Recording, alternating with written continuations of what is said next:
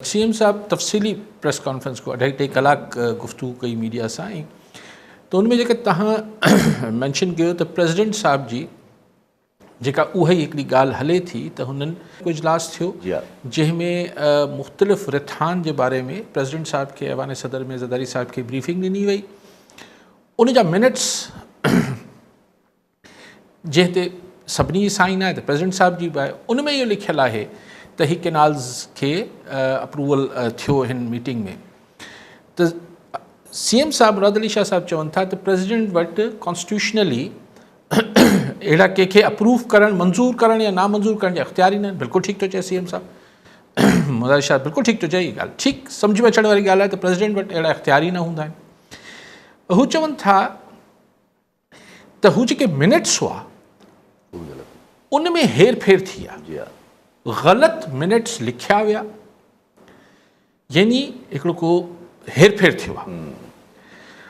हाणे हेर फेर थियो आहे तंहिंजे करे इहो ज़रदारी साहब इहो चयो ई कोन हो। ज़रदारी साहब त इहो सिर्फ़ु चयो बकौल मुराद अली शाह साहब कोट एंड कोट के, उनखे जॾहिं ॿुधायो वियो त भई नहरें निकालेंगे, ज़्यादा ज़मीन आबाद होगी, उनका अच्छी बात है, सूबों से बात कर लो। ही स्पेसिफिक ॻाल्हि जेका थी आहे कैनाल्स कढण जी, इन जी मंज़ूरी प्रेसिडेंट जेका मिनट्स में लिखियलु आहे उहो ईअं प्रेसिडेंट साहब चयो ई कोन हो त हीउ हेर फेर थियो आहे जेके मिनट्स ऑफ द मीटिंग आहिनि, जंहिंजी बुनियाद ते पंजाब पोइ पूरो केस डेवलप कयो। प्रेसिडेंट सीएम साहब चवनि था त हेर फेर थियो हूंदो, ठीकु, पर मूंखे हीअ ॻाल्हि सम्झ न आई त हीउ ज़रदारी साहब जो जेको हीउ मिनट्स आहिनि, हीउ मीटिंग जो हवालो, हीउ घटि में घटि 3 महीननि खां 2.5-3 महीननि खां तमामु शदो मद सां बहस हेठि आहे। ही मीटिंग थी 6 महीना 5 महीना 6 महीना पहिरीं। इट टुक ही 4-5 महीना लॻी विया हिकिड़ी ॻाल्हि ॿुधाइण में त ही जेका आहे हिन मिनट्स में हेर फेर थी आहे। एतिरो टाइम छो लॻो? ॾिसो न, ॻाल्हि इहा आहे त अगरि तव्हां सां को धोखो करे वञे, ठीकु आहे, केरु ज़िक्र फ़िक्र न थिए, तव्हांखे बि केरु धोखो करे वियो, पर जॾहिं तव्हांजे लाइ एतिरी घणी वावेला थी वञे त भई हीउ थियो, आसर सूमरो हीउ करे छॾियो, हीउ थियो हू थियो, त तव्हां चेक कंदो चओ यार हीउ त मूं कोन कयो। तव्हां ॿिए ॾींहं ते त प्रेसिडेंट साहब या peoples party for that matter, president साहब लाइ नथो चवां, पीपल्स पार्टी खे ॿियो न त 3 महीना लॻी विया जॾहिं खां हीउ इशू तमामु घणो मीडिया में हाईलाइट थिए पियो। एतिरो टाइम लॻी वियो रुॻो हिकिड़ी वज़ाहत करण में त साईं हीउ मिनट्स में हेर फेर थियो आहे।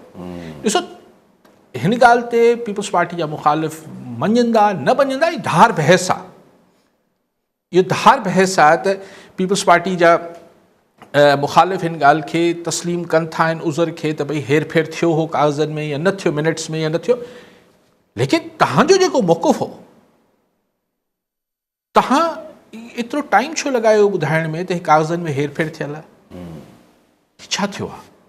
हेॾी वॾी पार्टी आहे, हेॾी ऑर्गेनाइज़ पार्टी आहे, वफ़ाक सूबा हे हो, त अगरि एतिरो टाइम छो लॻी वियो? इहो हिकिड़ी नंढड़ी वज़ाहत हुई न।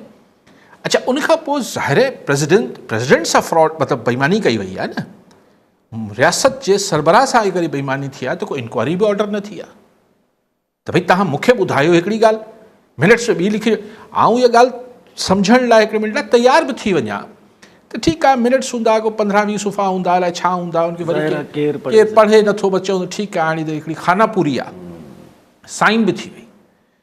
पोइ जॾहिं त आख़िर इहा वज़ाहत छो न थी ऐं हुननि जे ख़िलाफ़ु इंक्वायरी कहिड़ी बि थिए जिन्हनि इहा फेरगेर कई? सो इहो हिकिड़ो पहिरियों सवालु रहिजी वियो जेको कंहिं शायदि पुछियो कोन त भई एतिरो टाइम छो लॻो पीपल्स पार्टी खे या सिंध गवर्नमेंट खे, पीपल्स पार्टी खे स्पेशली इहो ॿुधाइण में पंहिंजे प्रेसिडेंट लाइ त हुननि सां हिकिड़े तरीक़े जो फ्रॉड कयो वियो आहे। हुननि त साइन, हुनखे ॿुधायो कुझु वियो, लिखी ॿी शइ ते साइन कराए वरितो, एतिरो टाइम छो लॻी वियो? इहो बड़ा हिकिड़ो सवालु रहिजी वियो।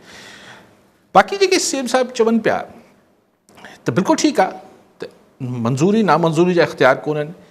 हाणे इहा जेका डिस्कशन ख़ुदि सीएम साहब ज़ाहिर आहे हिकिड़ी एट लेंथ गुफ़्तगू करे रहिया त इहो चयो वियो त यार असीं अगरि हुकूमत छॾे ॾियूं त हुन जा कॉन्सिक्वेंसिस जेके आहिनि, यानी अगरि वफ़ाक़ी हुकूमत खे असीं छॾे सघूं था ऐं 2 ॻाल्हियूं कयूं। हिकिड़ो त इहो त अगरि असीं ताक़त आहे असां वटि, पर असीं ताक़त जो इस्तेमालु तॾहिं कयूं जॾहिं असांखे ॿियो आसरो न हुजे त पाणे ठीक घटि थींदो न, अगरि ॻाल्हियुनि सां मसइलो हल थी वञे त जहिड़े जी ज़रूरत न आहे, चलो।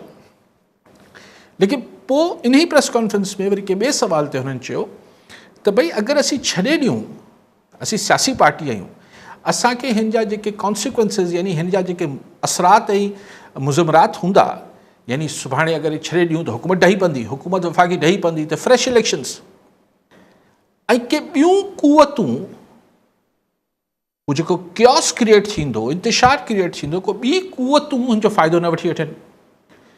हाणे ॿ शयूं सम्झ अचनि थियूं।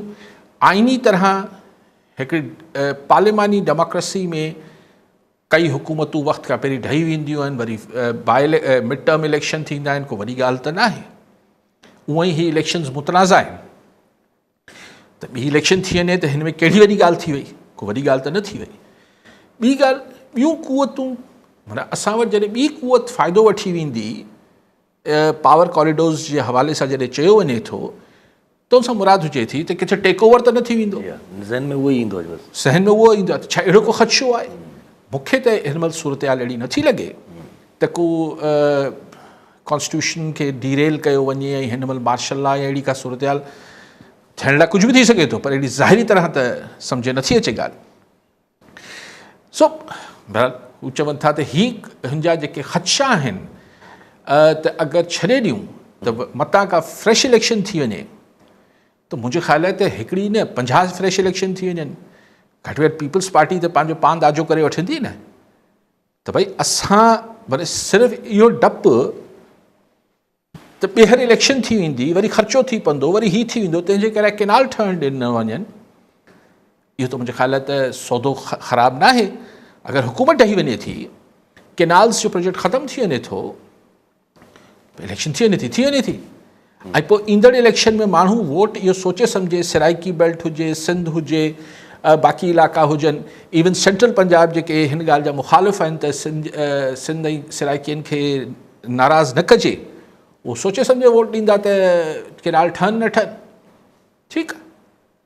सो लेकिन बहरहाल आख़िर में CM साहब पाण चयो, जेकी ॻाल्हि पाण बि चवंदा आहियूं, त भई प्राइम मिनिस्टर शहबाज़ शरीफ़ खे ऐलान करणु खपे त ही प्रोजेक्ट ख़तमु थी वियो। ईअं थींदो आहे त मिसाल बिलावल साहब शहबाज़ शरीफ़ साहब सां ॻाल्हायो हुजे, हुन चयो मूंखे कुझु थोरो ॿियनि सां बि संगत साथ सां मशवरो करणु ॾियो, को मोहलत घुरी हुजे, आई डोंट नो हू कहिड़ी ॻाल्हि खे कहिड़ो मरहलो सम्झनि था पीपल्स पार्टी वारा, त हुननि खे हुन मरहले ते वञी हुकूमत छॾणु खपे या न छॾणु खपे।